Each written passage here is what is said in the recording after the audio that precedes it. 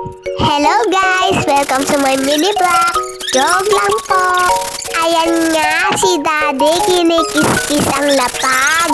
Kasi nga po, muntik na po siya dyan madulas.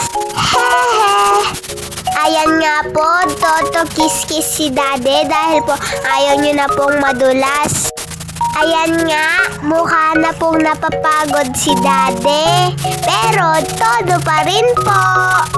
Ayan nga, nakuba na dyan si Daddy. Ayan po, dinala na po siya ng tubig ni Lola Undes. Dapat nga po nag-iigib po si Daddy eh.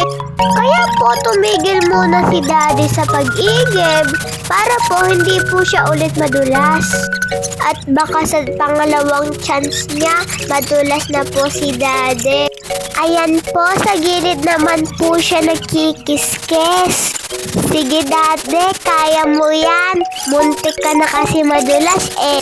Kaya mo yan Daddy, lalaki ka eh. Diyan nga yung likod po ni Daddy mukhang lolo na. Joke lang po.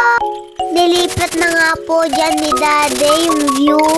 Para daw po makita nyo daw po ang kabutihan niya. Joke lang.